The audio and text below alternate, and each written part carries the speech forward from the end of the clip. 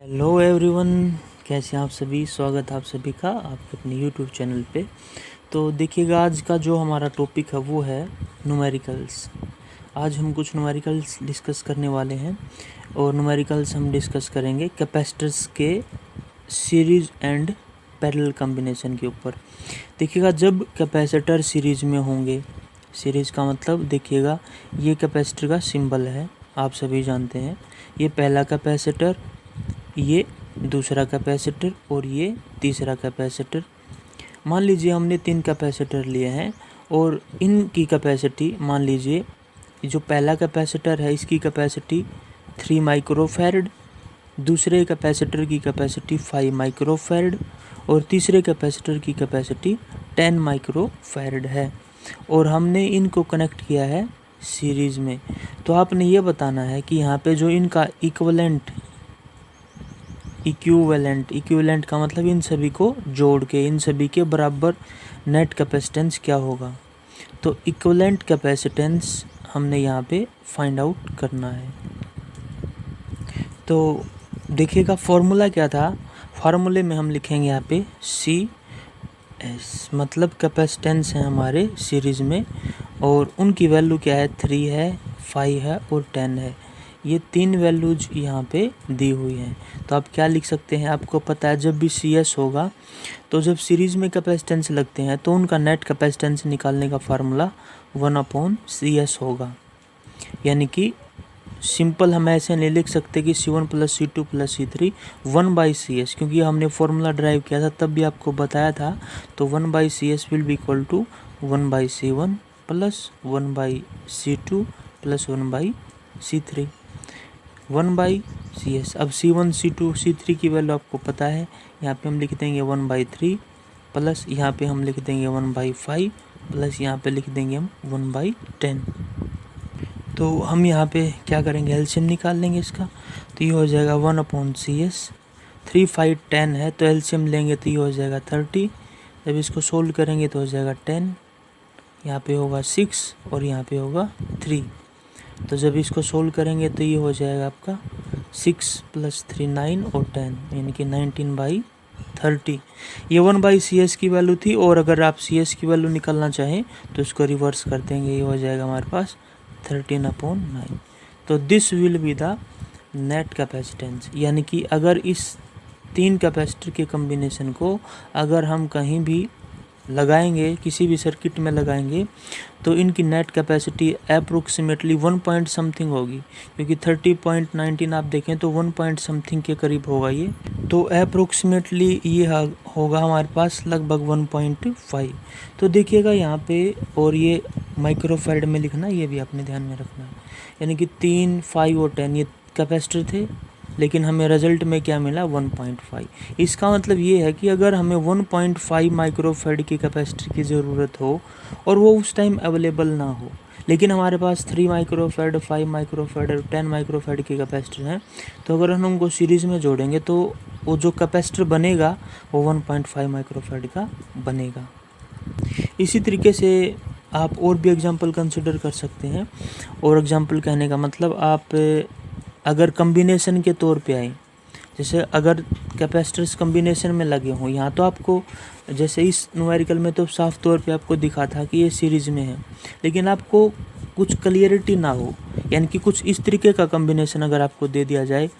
मान लीजिए यहाँ से हमने शुरू किया, यहाँ हमने कैपेसिटर लगाया इस तरीके से, फिर यहाँ से क्या किया, हमने 3 कैपेसिटर्स को कुछ इस तरीके से कम्बिनेशन में जोड़ दिया, यहाँ पे जोड़ दिया, फिर दूसरे को यहाँ पे जोड़ दिया और फिर तीसरे को हमने यहाँ पे जोड़ दिया इस तरीके से, और उसके बाद इस तरीके से हमने यहाँ पे इसको कनेक्ट कर दिया।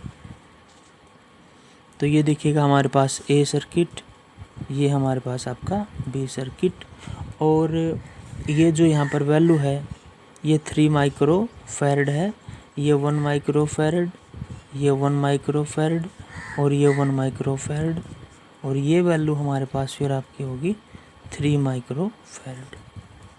देखिए ये कॉम्बिनेशन है।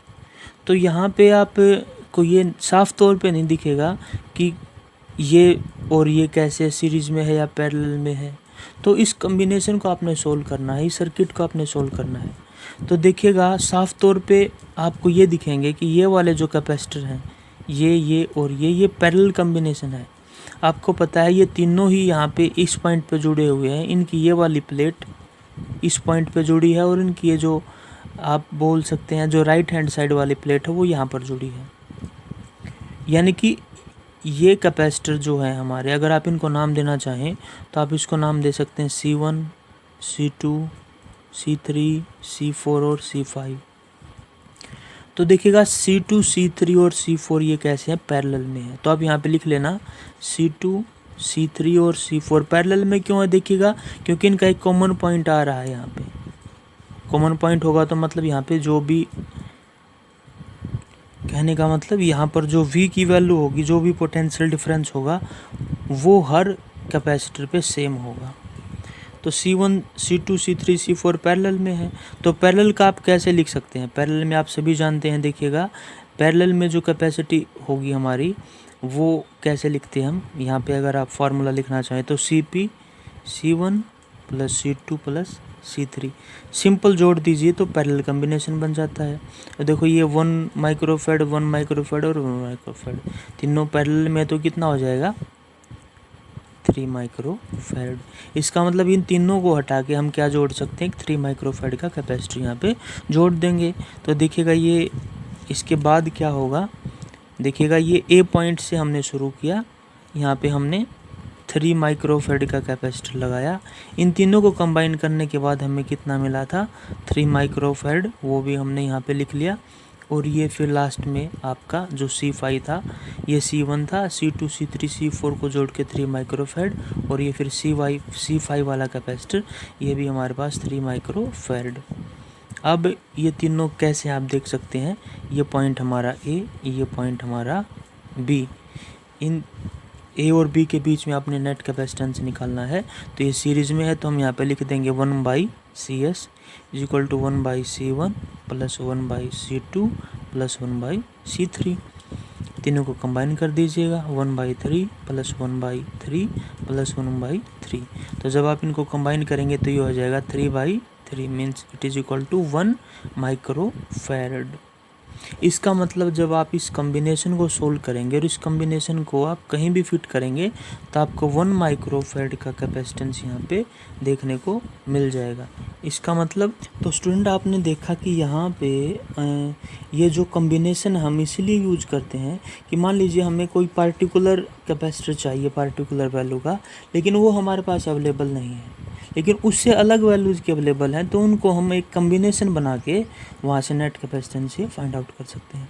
तो आई होप स्टूडेंट आपको वीडियो अच्छा लगा होगा, न्यूमेरिकल आपको क्लियर हुए होंगे, फार्मूले क्लियर हुए होंगे, कंसेप्ट क्लियर हुआ होगा। फिर भी अगर आपको कोई डाउट है तो कमेंट सेक्शन में कमेंट करके आप अपने डाउट पूछिए। वीडियो को लाइक कीजिएगा, चैनल को सब्सक्राइब जरूर कीजिएगा। और ऐसी बात नहीं, इससे पहले आपने रेजिस्टेंसेस के केस देखे थे तो रेजिस्टेंस इसके अपोजिट था, वहाँ भी आपने ऐसे सर्किट सोल्व किए होंगे। आने वाले टाइम में और इम्पोर्टेंट न्यूमेरिकल्स आपके लिए हम लेके आते रहेंगे। Thanks for watching.